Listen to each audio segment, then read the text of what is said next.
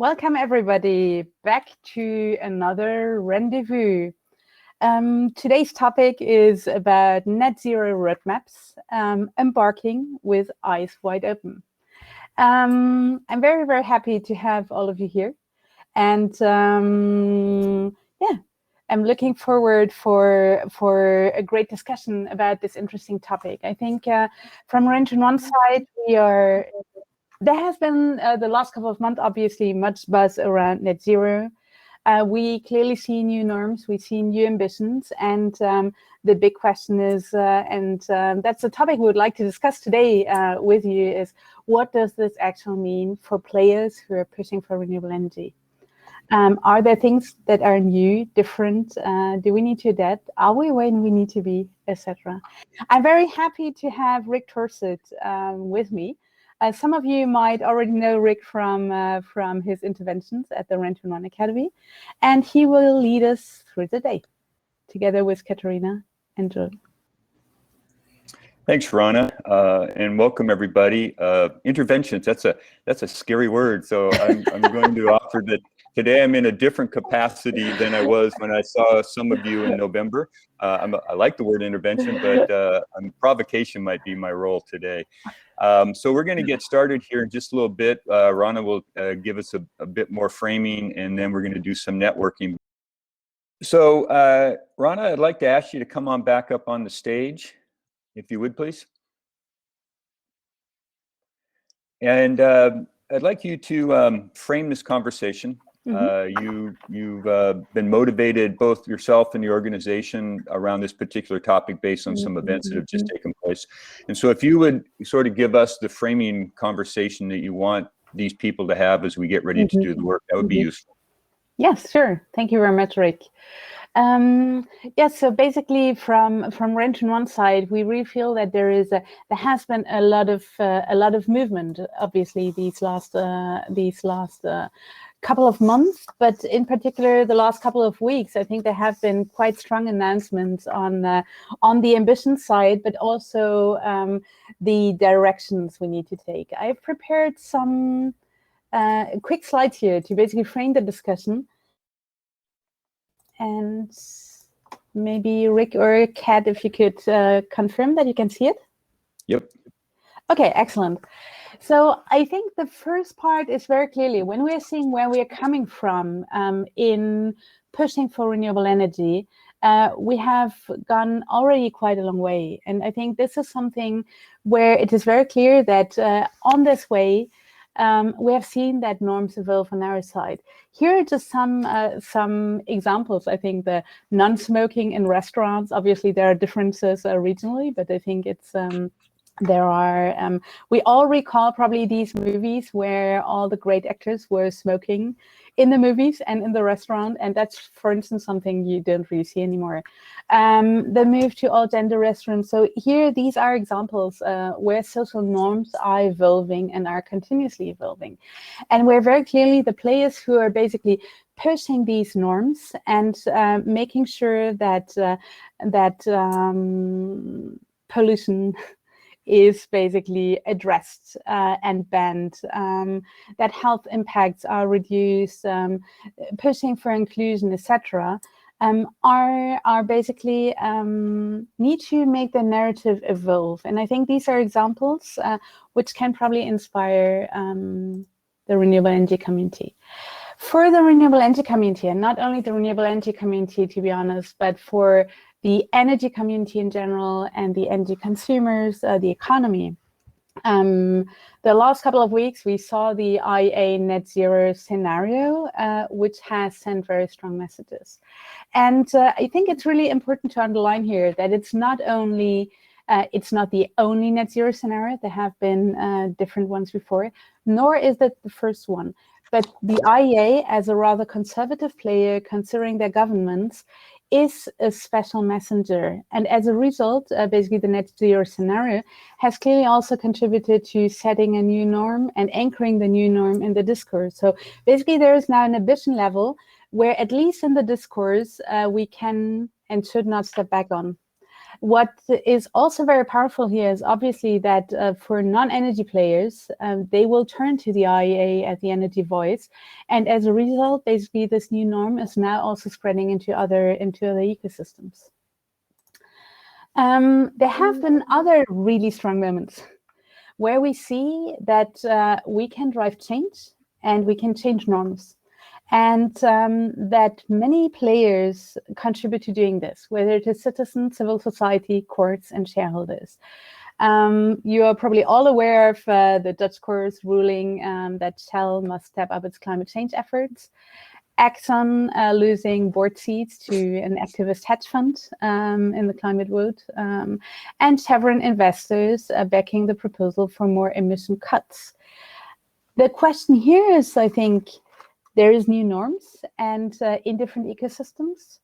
What is interesting from our side is to see, how do we need to respond? Do we need to respond? How does this have an impact? We know from other social norms movements, I guess, that sometimes it's easy, for instance, to fight against, I take a very radical example, against dictatorship, but when you need to fight for democracy, you also need to clarify what democracy is. And so the question we are asking from RENdez-vous side, and this is one of the reasons why we're convening, is so are there things where we need to evolve and adapt our strategies also to this new norm?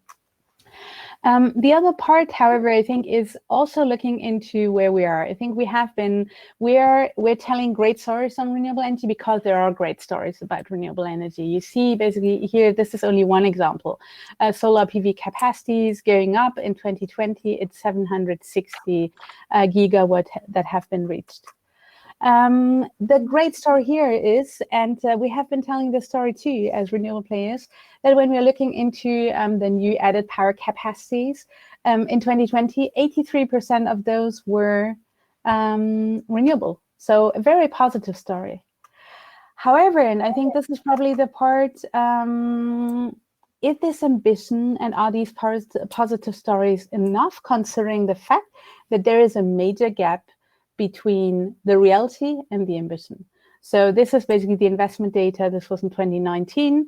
In 2020, we reached $304 billion US, which is a 2% increase. But when we are looking at the IRENA scenario, so on average, and this is only on average, the annual investment needs to triple to reach the climate goals. And triple means 200%. So 2% versus 200%. And I think there is basically a tension which we observe between the optimist, pessimist. Do we tell the positive story? Do we tell the realistic story? Do we look into one part or the bigger system to transition basically from fossil fuel to renewables?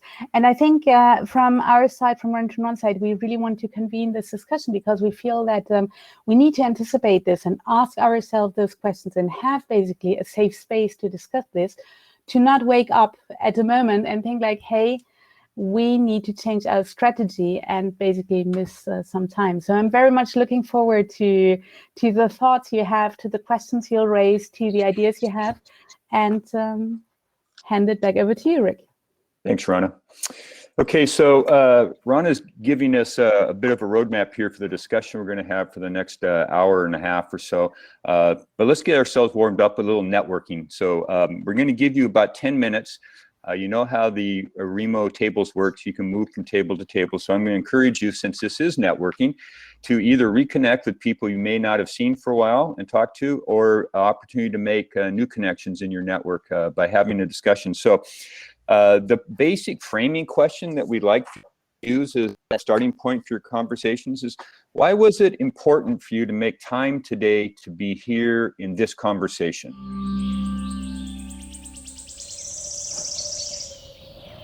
To explore this. I know in our conversations that you believe this is a moment in time that is a shift in perspective or a shift in opportunities. That's what we want them to discuss a little bit. So let's unfold that a little bit, if you would. Mm-hmm. So I'm intrigued to start with by the title. I did a little work here and embark with eyes wide open. Embark means to launch on a course of demanding action.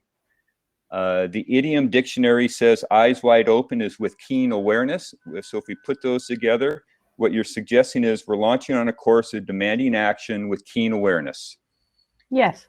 Okay, so let's start with, from your perspective, what is the demanding action that you think is in front of your cohort of people represented in REN21 right now? So I think the demand in action is very clearly that, and this is, so there are many targets, there have been many announcements very much triggered by COVID. And I think there is an opportunity here because we also see the different types of players align basically to this new norm, I guess. Now, the reality is, however, and I think this is the past of the renewable energy developments have shown this, that a target basically is not enough. It needs very clear roadmaps, it needs policy and regulatory frameworks, it needs the development, so the implementation of the regulatory frameworks, and it also needs the players to be able to integrate this. It needs finance, etc. So it's not because the ambition is there that the action is really going to take place. And I think when you're looking into basically some of the comments in the chat, I think there is a very clearly also a conscious between the gap between the ambition and the action, and that the reality we're encountering on the ground. So I think this is where basically this embarking basically into the action, the eyes wide open, is also not being I guess like not being blindsided, I think that's how you say it, by the announcements, because it's very clear, and we have seen it on the fossil fuel. IEA has published their scenario. Directly, we saw players from the fossil fuel side pushing back and saying, this is only a report. And this is very clear that it will materialize in continuous lobbying, etc. And I think this is where it's important for us to be prepared for and fight back. The reality, however, is that there is a new norm of ambition, and this is clearly an opportunity. The question is probably, how can we use this more strategically, and what is now the next fight we also need to pick up? I mean, fight sounds very polarizing, but I think it's about raising the awareness on other aspects, or maybe amongst other types of decision makers too, so that the systems change can happen. Yeah, so fight is a provocative word, and I'm not going to take you off of that word, but when you say pick another, it's because something's changed now. So you've accomplished something. There's a breakthrough here that's occurred that puts you as a mission on a different platform and are more higher ground than you were prior to this. That's the assumption. So therefore, there's new opportunities available that weren't available prior to this report, from your perspective. I think, yeah, there is a new reference point, and there is a new reference point also because we can see, and I think this is, so there is a new reference point in the global discourse with the IEA scenario. This is one part because they are another type of messenger. The reality is, however, that we also see that citizens mobilization, courts, civil society, shareholder mobilization, I think that there are many different entry points to drive the change. This is basically where we feel that, so from REN21 side at least, that's an impression we have, that there are probably other levers that can be activated to ensure that the ambition also leads to action. Because the feeling is a bit, so, and I take REN21, that today it's not enough anymore to count how many countries have renewable energy targets and how many have policies. It's about how well are these policies implemented, that the shift to renewable energy, and here it's about the shift to 100% renewable energy away from fossil fuel, happens not only in the power sector, but in all energy sectors and all economic activities. And I think this is where we have an interesting momentum, because we see that with the ESG and corporations in the finance world, etc., they are looking and rating the risk of fossil fuel differently, and that's basically also reflected by shareholder statements. And there is an opportunity for renewable energy with regard to this. So the question, I think, is how do we build on this, and what might we also need to do differently? So yeah. All right. So the end, you just, parts that we know are part of the work we're going to ask the group to do here in a few minutes. And what are the challenges?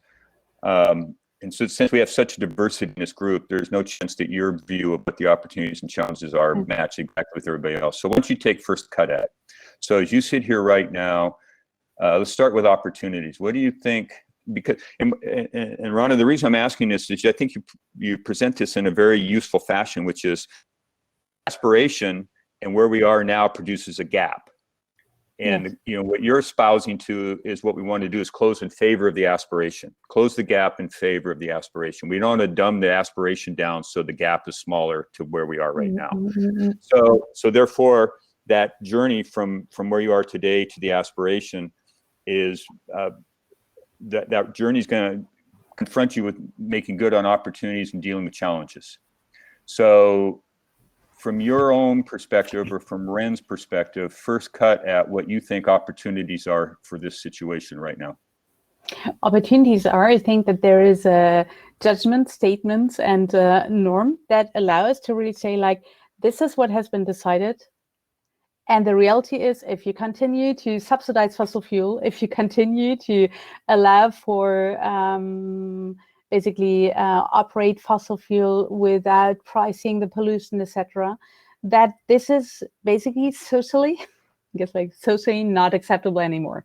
Now, this again sounds dramatic, but I think this is why I spoke about norms before. I think we need to clearly say there is a new shared norm, and this is where I see an opportunity, because we can now refer back to more than what the renewable energy community has been saying. There is a norm that is at least different players align on this, and also players that were probably not pro-renewable energy before or were protecting fossil fuel interests. It does not mean that, and I think, so if I see this correctly, Rainer has mentioned it, many of the IEA members, for instance, are still subsidizing fossil fuel. And this is very clearly why I feel that something like this scenario is helping us to be much more outspoken, saying, okay, we have been saying all the time there is fossil fuel subsidies from those countries, but now we can say, like, there's fossil fuel subsidies, but on the other hand, you have committed basically to these targets, and be more outspoken and illustrate also the gap in their own action. So I think it's about it's allowing to hold decision makers more accountable. Okay, and what are the challenges then? I mean, because this is not going to be a smooth ride. This is going to, there's some bumps out there. I think that many of the challenges of the past will remain. You see, like, I'm not naive that basically by having like a couple of court decisions, etc., that this is going to change. I think these are the challenges, which I see is, even though there are opportunities by different players who can push, that we're not pushing by connecting the dots, I think, and connecting the dots could basically accelerate the change. This is one part. Another challenge I see is very clearly, hold on one sec. Say more about connecting the dots. What's that actually look like? What's that mean when you say connect the dots? So to really make it a global movement, I guess, where it is not a court decision in one country, but that we're saying, hey, a court decision in this country on one player will have a full impact on the full supply chain. Connecting basically the citizens more actively to, let's say, the finance world. I mean, I think it's because I think these fights are happening everywhere, but in a more decentralized way. And I think the objective is really to show how influential they are, actually, those decision makers. So this is one part. And the other part, I would say, and I include myself, very honestly, Rick, you see, we're launching the Global States Report next week. I'm looking at the numbers. I have no idea where to take my optimism from. And this is something which when we discuss with many of our communities, I think there is always this question between optimism, pessimism.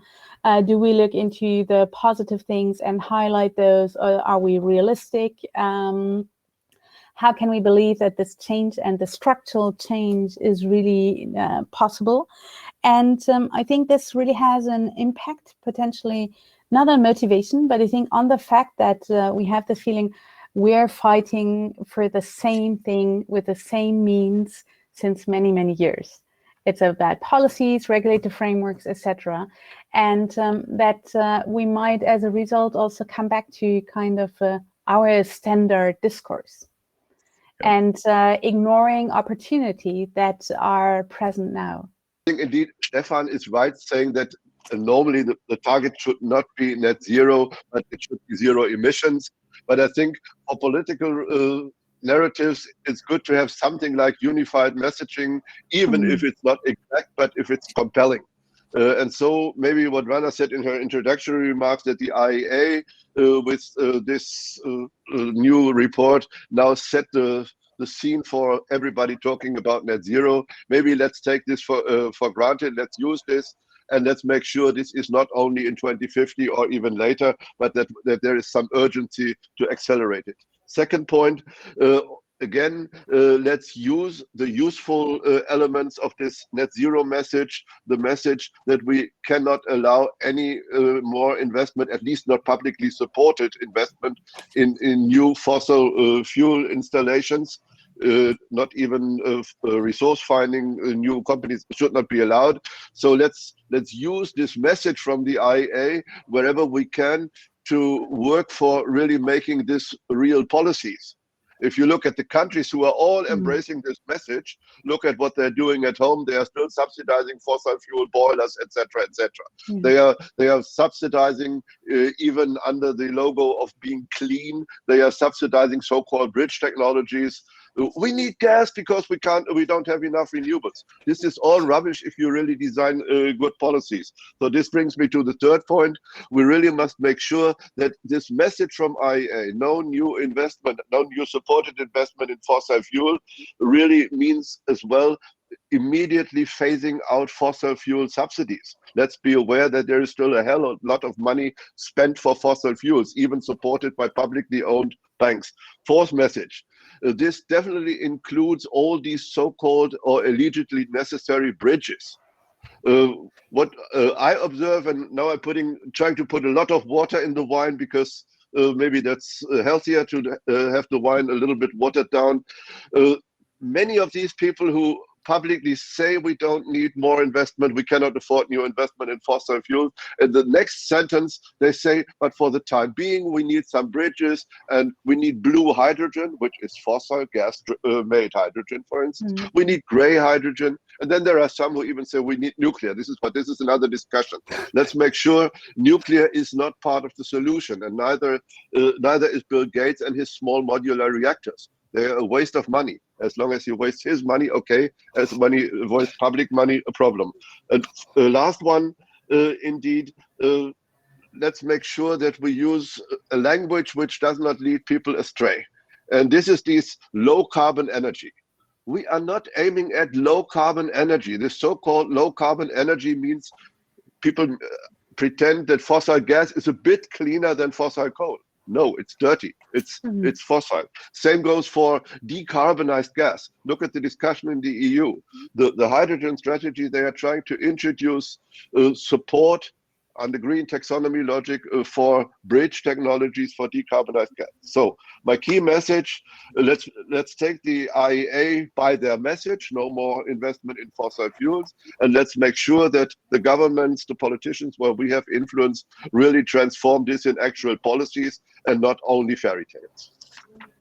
Thank you, Rainier. And last, Sandra, we're going to invite you on up. Would you please join the stage here? Ronnie, you're taking notes, I hope. I am. I also know the team is taking notes. No, I mean, we had a great discussion in our group, and maybe some other people can say something. But I also, because I'm, like. Hey, Sandra, hang on one sec. Could you start from the beginning? We didn't catch your first opening statement or line. Oh, and I just want to say that our room, we had great ideas, also supporting businesses that are, like announcing this goals and then maybe supporting them. We can help you accomplish this earlier, like not just saying this is like greenwashing, but, like good that you're joining in, but I want to share something new about societal change, because I used to work for Rotary International, and based in Chicago and Switzerland, and like the environment, not so much the environment, it's more like climate was considered a controversial issue. They said, okay, you can do this locally, but not on a global level. Last summer, they decided that this environment becomes an area of focus. Now in Germany, they're very much conservative, but I'm an honorary Rotarian, so I'm getting this magazine. Now this is the May issue. This is a story about the environment. This is a story about the environment, right? The first one is for the love of the environment, and the second one is visionary boys. Now that was like 100th anniversary of boys. It was a public artist, like fighting for the environment, but all of a sudden Rotary is embracing boys, and now this is the main story, and it's taking responsibility for the future. So even Rotary is jumping on the future wagon, but they do it in a very traditional way, right? This is buy local. This is our environment we have to protect. They are talking about polar bears. Very traditional. What I mean is like there's something happening, some societal change in the last decades. And I think that's why I went to the opportunity table, because it's something that I see. That's it. Thank you, Sandra. Rana, so you've cracked open an interesting conversation. Dave talked about opportunities and challenges. You've taken notes, your team's taken notes. So I capture all of these and be able to funnel them back to the group who's been here. But we know we have a second conversation that we want to take on now too. And I can't help but notice that all these ideas are about things that could possibly be done, and they're out there in the world. They're action oriented, and that's fantastic. And I know I'm gonna shift our script a little bit here. I'm gonna spare you from having to do anything if you don't mind. So I want to in my world, I want to say we want to give the work back to these people. And the conversation we want to explore is blind spots and assumptions. That was a very explicit thing you had in your invitation here. And if you don't mind, I'd like to sort of hit the pause button and ground people, get all 10 toes of every person here on the ground.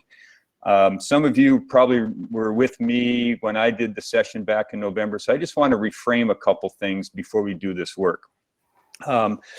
And it strikes me that everybody who is here on this call somewhere back in time made a decision, a very specific decision, that you're going to raise your hand and you made a choice to find some way to lead on this renewable energy agenda.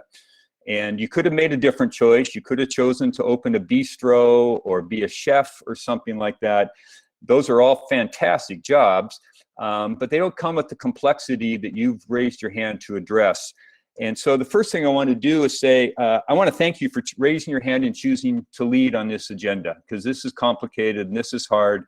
And there's got to be times when you wish you did something different, and yet you find some way to renew yourself and you step back in, which is to say that you're making that important distinction that there's a difference between leading and authority.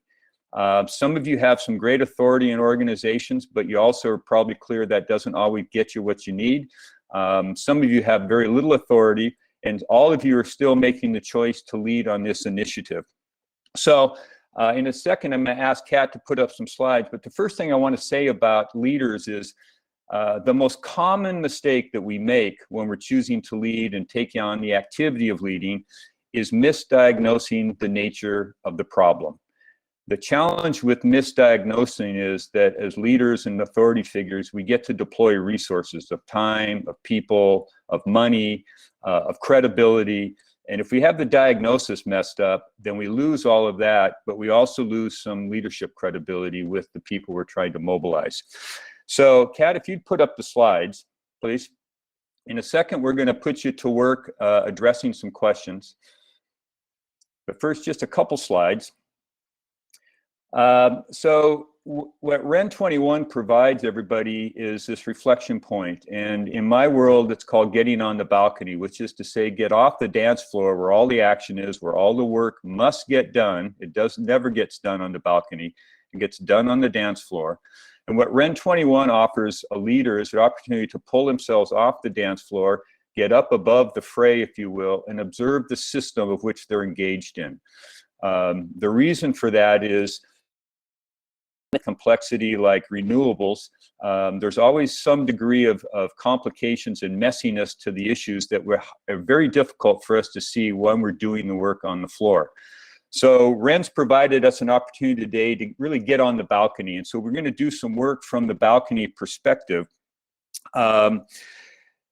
This is the basic cycle, which is the balcony is a place to observe, to diagnose, to ask questions, reflective questions. It's a place to understand and see what's going on. It's a place to do some interpretation. What meaning do we make of that? The IAE report is providing an opportunity for you to read and reflect. You're making some interpretations on what they're saying based on your context in your world. And at some point, you're going to get back on the dance floor and take those new interpretations and put them into actions and do something. That's the cycle. So this moment, we want to do some reflecting. So Kat, next slide, please. So what we're going to do here is we're going to ask you to go back to tables. And we're going to talk a little bit, we're going to try and expose some of our assumptions / blind spots that have led us to see the problems that we're addressing the way we see them. And what we want you to do is be specific in your reflections. Another question is, what are the blind spots of the renewable energy community as you see it? So right now, what are the things that we're blind to, or you suspect you're blind to, or that the organizations that you work with or the network at large is blind to, that gets in the way of the progress you're trying to make? And then the last one is a leadership question. All leaders have some contribution, some pluses and some minuses to the issue they're trying to solve. So another way, some more pedestrian way to ask this question is, what is my contribution to the mess I'm trying to solve? So Ronnie, you want to share a little bit about, from your perspective, experiences you had around that, please? So I guess, like, on the blind spot, what I'm going to share is I think one of the key blind spots, I guess, and we speak about this a lot at REN21, but there have been very concrete moments, is that to recognize that energy, even though we as energy players are convinced that it's everywhere, factually it is everywhere, it does not mean that everybody is aware of the fact how important energy is. And I think this is something which I see encountered by going to other conferences, speaking about things, and then really feeling also a disconnect, or recognizing that you can have a full forum, you see, on transport, on cities, whatsoever, without having energy discussions. And what I realized there is that I guess, like, my energy discourse and narrative and the positioning of the importance of energy was wrong in this environment. And that it really requires, I guess, like, a certain humility, stepping back on a feeling that energy is the most important thing. And I guess, like, so I'm speaking about this as a blind spot because I feel it is also changing our positioning, basically, as experts. And this means some self-reflection too. So to say, like, hey, it's not because I might not be recognized as an expert here, or my expertise might actually not be recognized in this environment, or the field I'm convinced is important is not important for those players. This does not mean that they are not important in the change we want to drive. And I think this really requires another positioning. And there have been many opportunities where, yeah, you also see how anchored these things are in our persons, I guess. especially when we're speaking about topics like climate or inclusiveness or renewable energy, value-driven approaches. So I think this is, so to step back about on our own ego to serve the purpose, I guess, like, I mean, this seems a shortcut, but yes. Okay, so I have a follow-up question, but before I do that, I want to ask people. Okay, so if you're at your table and you heard something interesting in the conversation you think is relevant to blind spots, you're going to help everybody by raising your hand and being willing to come up and share so we can understand a little bit. If we understand the things that are getting in our way a little better, then we're going to be more effective and efficient and move with greater pace and scale. So anybody who shares is helping everybody in the room with this. So we have a request. So Rana, just one short question. So after you had this understanding of this blind spot, how did it change your approach? What did you then do different that you had? I tried to put myself into situations where I was not active, but listening, and where I was not contributing by statements, but by asking questions.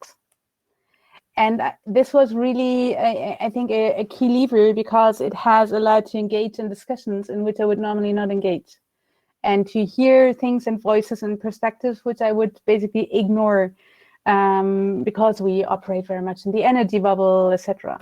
And I think it's kind of now these days we're not traveling lots, but when you're really traveling from one country to another and you talk to people, you realize that basically we might speak about the same things, but we associate very different things with it.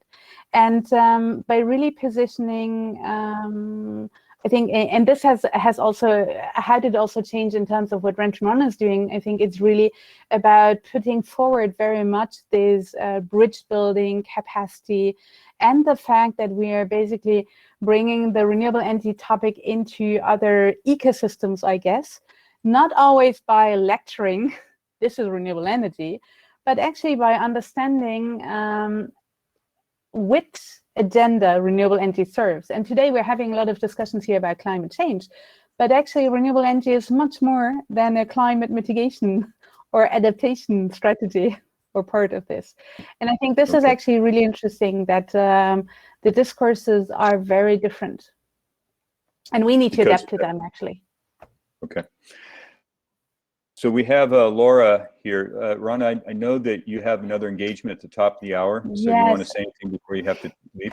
Maybe I'll do this, because I'm really sorry. It's not the end of the event, and I'm very sad actually that I will need to leave at 4. I think the discussions are always so interesting that we go over time. So yes, thanks to all, and I guess, like, from my side, it will not be so thanks to all for your engagement, and please continue the discussion. My colleagues are there, and I look forward to basically take this discussion on in other moments of stepping back and reflecting, because I think this is really something we need a lot. Thanks, Rana. And thanks to you, Rick. You're welcome. Laura, welcome. Hi, yes, thanks. I entered into a table. I got booted out and came back in. And actually, these were 2 assumptions that weren't raised by me. They were raised by a colleague at the table, Pedro. I pinged him to see if he wanted to come up and talk about his assumptions, but didn't hear a response back. But the 2 assumptions that I found very interesting that he raised, which I had never thought about, was one that, we're talking about, as part of the energy transition, we really need to electrify as much as possible. And our assumption is that's going to happen with renewables. So that's one assumption. It could be happening with something else. So we, not to make that assumption. And the other one is that, we're talking about this ramping up, and there's a fast pace. And again, the assumption is, well, of course it's going to be with renewables, because that's our perspective. And that we need to be much more aware of the fact that there are other options out there, that while we may not support them or not necessarily agree with them, they are viable options that can actually fit that requirement, increasing electrification, for example. So to always be aware about what are those other energy sources, those other conversations that are happening, and not to make the assumption that just because it will be renewables. Okay, so I mind engaging here, a little conversation then. So I buy the outcome of being more aware. The question is, how to get from here to there greater awareness. So from your own experience in your work or whatever, what counsel do you have, lessons learned do you have about the journey to greater understanding, shared understanding around complex issues that work? Well, I come from a sustainability background, so I don't initially come from an energy background. I'm a biologist by training, and my sort of evolution has been about how do we have cleaner, safer, healthier environments. And I moved into energy because energy underpins everything. And so for me, the discussion always comes back to what are the drivers? You know, we don't brush our teeth because we enjoy sticking a fibrous thing with guppy gel in our mouth every night. We do it because we don't want cavities. We don't want our teeth to fall out. We wear a seatbelt, not because we like being strangled by a piece of plastic, but because we don't want to be shot through the windshield of a car should we get into an accident. And I think it's putting it in framing the discussion in that context. So Vim, for example, who was at our table, he had to leave a half hour early because he's going to have 6 hours of load sharing. So he needs to make sure that he gets all his energy consumption in the next half hour. Basically, he was going to run off and make his dinner. That's where the conversation starts. Load shedding. Okay, how, you know, where does renewables come in? Air pollution, where does renewables come in?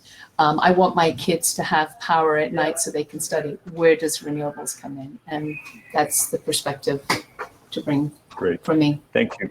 I appreciate it. So Stefan, I see you out into the chat, which is some interesting, cool stuff. Would you mind adding your voice and some texture to the text message you've got in the chat? Could you come up on stage and do that, please, if you're willing to?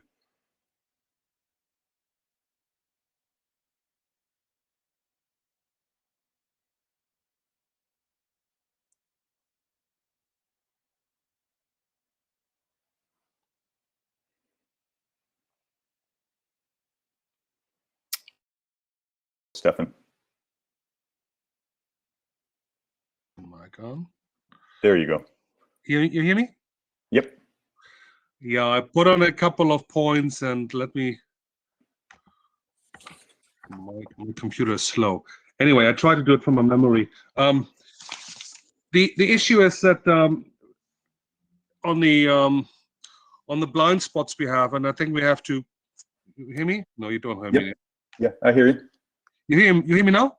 Yes. Good. On the blind spots, I think we need, and I think that was addressed openly by REN21 for many years, thankfully, and that's useful. But still, there's a tendency to talk about electricity only, and not understanding that electricity is only, although electricity has to grow significantly, we know that one was a great transition, is only about 25% of all energy use. So we need to have a much better talk, a much broader talk about the other non-electricity users and the difficulties we see there with renewables. I think that needs to be much more mainstreamed, this debate. Second thing. So hang on, Steph. So what's the assumption or the blind spot there? The assumption is that we tend to overestimate the significant growth of renewables, in particular solar and wind, in the power sector, right? And the numbers are interesting, amazing, it's exponential, but it's small if you look into the numbers in the context of all energy, right? Because electricity is only 1/4 of the energy mix. And solar and wind were growing mainly in the electricity sector. Mm-hmm. So I think that's one issue we need to address in one way or the other. The second thing for me is the infighting. People don't want to talk about this, I know, but I've seen that quite significantly in Brussels here and somewhere else. But still, renewable energy industries and their proponents are, I wouldn't say hostile, but there's a kind of suspicion, a kind of mistrust. So we don't understand that we all have enough. The cake is big enough for all of us if you look into the big transition and the challenge for all of us and the chance for all of us. And that goes further. There's also a tradition to ignore or don't talk about energy efficiency and sufficiency, which is a fundamental part of, and should be a fundamental part of the solution. And I think the energy community would be very well advised. I know REN21 is doing that one, but the wider renewable energy community would be well advised to include that in their narrative in a big way, because we need all of us to work together on that one. Okay. So I got one more question here, if you don't mind. So I'm guessing you've been in this conversation for a long time. Yeah. Okay. So can you share a personal reflection of a blind spot that you uncovered in your thinking in this work that you've done in your life that changed the direction and how you oriented your future actions?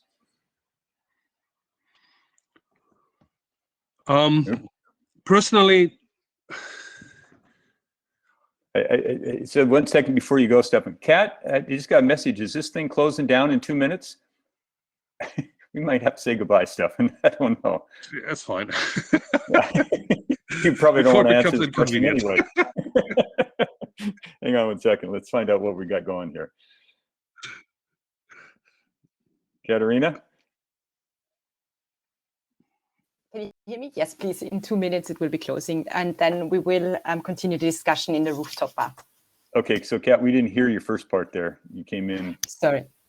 So it will close in 2 minutes, but then we can continue the discussion in the rooftop bar. Okay. All right. So therefore, Stefan, I'm going to let you off the hook here with this one, so we can have a proper close. Katerina, you have a Mentimeter that we want to put up in the chat. I don't know if you'll be able to get to it because we got to close here, but the request is to talk about, or put something in your Mentimeter about an action you might take in the next week or so relative to this conversation. So if that shows up and you have time to do that, that'd be great. If it doesn't mean you're absolved from taking some action in the next week. We'll leave it on good faith that you do that. Stefan, thank you very much for putting yourself forward here. Appreciate it. And I want to thank everybody for making the time today to join the session. As Katerina said, you know where the rooftop bar is. You can go there to stay connected to people in the conversation for the next 30 minutes. In the meantime, enjoy the rest of your day and the rest of the week, and thank you very much for your attendance.